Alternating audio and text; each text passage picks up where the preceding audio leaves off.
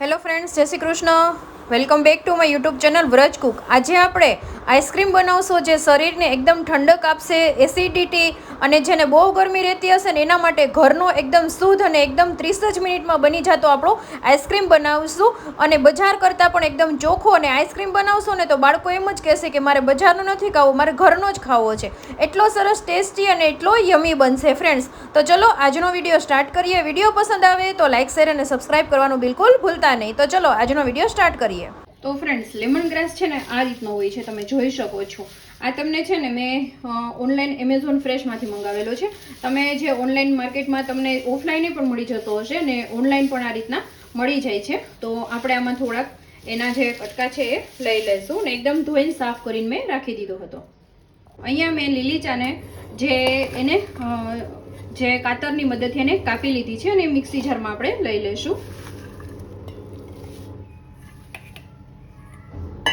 અને થોડું એવું પાણી લઈને આપણે પીસી લેવાનું છે.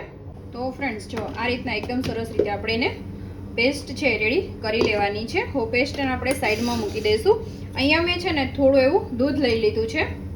એમાં આપણે 2 મોટી ચમચી મિલ્ક પાવડર છે એડ કરશું આપણે. અને હવે એને છે ને પ્રોપર રીતે મિક્સ કરી દઈશું કે જેમાં એમાં ગાંઠા ન રહે. અને અહીંયા છે ને મેં ફ્રેન્ડ્સ 500 ml ફૂલ ફેટ મેં દૂધ લઈ લીધું છે. તો દૂધને આપણે પહેલા એક ઉફાણો આવવા દેશું. જો ફ્રેન્ડ્સ, ગરમ થઈ જાય ને દૂધ એટલે મિલ્ક પાવડર વાળું જે હતું ને એ આપણે એડ કરી દેવાનું છે. અને અહીંયા હું 1 કપ ખાંડ એડ કરું છું. પછી તમારે જેટલું સ્વીટનેસ જોતું હોય ને ફ્રેન્ડ્સ એ રીતના છે ને તમે પ્લસ માઇનસ કરી શકો છો. અને હવે જે આપણે લેમન ગ્રાસનું જે લીલી ચાનું બનાવેલી હતી પેસ્ટ એ આપણે એડ કરી દેવાની છે.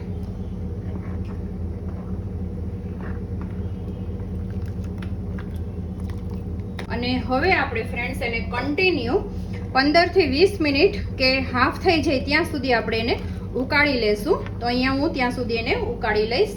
તો જુઓ ફ્રેન્ડ્સ, આ રીતનું છે ને હાફ થઈ જાય ને એટલે ગેસ ઓફ કરી દેવાનો અને રો ટેમ્પરેચર પર આપણે આવવા દેવાનું છે. તો હવે આને ગેસ ઓફ કરી દીધો છે. હવે આને બીજી તપેલીમાં ટ્રાન્સફર કરી લઈશ કે જેથી જલ્દી એ રો ટેમ્પરેચરમાં આવી જાય અને રો ટેમ્પરેચરમાં એને આવવા દઈશ.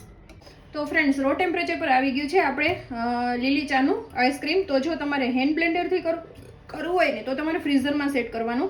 પછી 4 થી 5 કલાક થઈ છે ને એટલે તમારે હેન્ડ બ્લેન્ડર જે આવે છે એ તમારે મારવાનું. આગળના વિડીયોમાં મેં બતાવ્યું છે ફ્રેન્ડ્સ, તો એ તમારે કરવાનું. નહીંતર પછી હું અત્યારે કોઠી આઈસ્ક્રીમ કરું છું. તો આને છે ને ફ્રીઝરમાં નહીં પણ ફ્રીઝરમાં આને ફ્રીઝમાં આપણે 24 કલાક રાખી દઈશું ફ્રેન્ડ્સ. તો આને હું 24 કલાક માટે ઠંડુ થવા માટે રાખી દઉં છું. તો જો આ રીતનું છે ને આપણે થઈ ગયું છે કે જે દૂધ છે ને એકદમ જો આ રીતના ઠંડુ થઈ ગયું છે. અને અહીંયા કોઠી પણ રેડી કરી લીધી છે. નહીંતર છે ને તમારે ફ્રીઝરમાં મૂકવાનું જે તમે હેન્ડ બ્લેન્ડરથી કરતા હોય ને તો. અને પછી આ રીતનું ઠીક થઈ જાય ને એટલે પાછું બ્લેન્ડ કરીને પછી જે પ્લાસ્ટિકના ડબ્બામાં ભરીને તમારે સેટ થવા મૂકી દેવાનું. અહીંયા અંદરની જે કોઠી છે ને એને પણ મેં છે ને 24 કલાક માટે ફ્રીઝરમાં સેટ થવા મૂકી દીધી હતી. અને દૂધને છે ને મેં ફ્રીઝમાં સેટ થવા મૂકી દીધું હતું. તો આ રીતના લિક્વિડ છે ને આપણે એડ કરતું જવાનું. અને અડધી કલાકમાં છે ને તમારું આઈસ્ક્રીમ રેડી થઈ જશે. તો ચલો રેડી થઈ જાય પછી હું તમને બતાવું. કન્ટિન્યુઅસ અડધી કલાક એને ચલાવવાનું. જો ફ્રેન્ડ્સ, તો આપણું આઈસ્ક્રીમ છે ને ખાવા લાગ્યું છે. તમને આમાંથી બહુ દેખાતું ન હોય, થોડું થોડું ઠીક ખાવા લાગ્યું છે ફ્રેન્ડ્સ. પણ તમારું દૂધ અને કોઠી એકદમ થોડી ઠંડી હોવી જોઈએ. જો ફ્રેન્ડ્સ, તો આઈસ્ક્રીમ થઈ ગયું, તમે જોઈ શકો છો એકદમ ઠીક થઈ ગયું છે. હવે એને ઓફ કરી દેશું. તો જો ફ્રેન્ડ્સ, એકદમ મસ્ત મજાનું આપણું આઈસ્ક્રીમ, તમે એની થિકનેસ પણ જોઈ શકો છો. જો નીચે પડતું પણ નથી. એટલું સરસ આપણું જે આઈસ્ક્રીમ છે ને બની ગયું છે ફ્રેન્ડ્સ. હવે આને શું કરવાનું, 15 થી 20 મિનિટ છે ને એઝ ઇટ ઇઝ તમારે છે ને ફ્રીઝરમાં સેટ થવા મૂકી દેવાનું. એટલે એકદમ તમારું પ્રોપર છે ને આઈસ્ક્રીમ બની જાય. તો ચલો આને છે ને 15 થી 20 મિનિટ ફ્રીઝરમાં સેટ થવા ઢાંકીને આને એઝ ઇટ ઇઝ કોઠીમાં જ તમારે ઢાંકીને રાખી દેવાનું. જો ફ્રેન્ડ્સ, એકદમ મસ્ત મજાનું ખાલી અડધી કલાક આપણે ફ્રીઝમાં રાખીએ તો આપણું આઈસ્ક્રીમ છે એકદમ મસ્ત મજાનું રેડી થઈ ગયું છે. હવે સર્વિંગ બાઉલમાં લઈને પણ તમને બતાવું. જો એકદમ મસ્ત સોફ્ટનેસ છે ફ્રેન્ડ્સ. અને એનું સ્ટ્રક્ચર પણ તમે જોઈ શકો છો. જો છે ને બજારમાં હોય ને એવું જ છે ને સ્ટ્રક્ચર.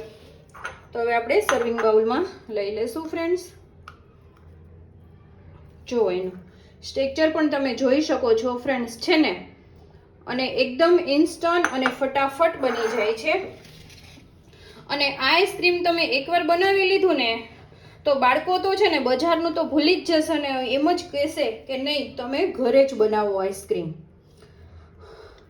અને હેલ્ધી પણ એટલું જ છે. તો ફ્રેન્ડ્સ આપણું લીલી ચાનું આઈસ્ક્રીમ લેમન ગ્રાસનું આઈસ્ક્રીમ બનીને રેડી થઈ ગયું છે. તમે એકવાર બનાવશો ને તો વારંવાર બનાવશો અને એટલી તમને શરીરમાં ઠંડક આપશે. અને કોઠી આઈસ્ક્રીમ તો છે ને જે નોર્મલ આઈસ્ક્રીમ કરતાં પણ જો આમાં કોઈ પાવડર નાખવાની કે કોઈ વસ્તુની છે ને તમારામાં ઝંઝટ નથી રહેતી ફ્રેન્ડ્સ. તો આ આઈસ્ક્રીમ તમને કેવું લાગ્યું જરૂરથી કમેન્ટ કરજો અને તમારા ગ્રુપમાં તમારા ફેમિલી મેમ્બરને પણ શેર કરજો ફ્રેન્ડ્સ. અને એકદમ યુનિક અને એકદમ ટેસ્ટી અને એકદમ નવું જ આઈસ્ક્રીમ છે જે લીલી ચાનું લેમન ગ્રાસનું આઈસ્ક્રીમ છે. અને હા, ચેનલને સબસ્ક્રાઇબ કરવાનું ભૂલતા નહીં. તો મળતા રહેશું નવા કુકિંગ સાથે. ત્યાં સુધી જય શ્રી કૃષ્ણ. Bye bye.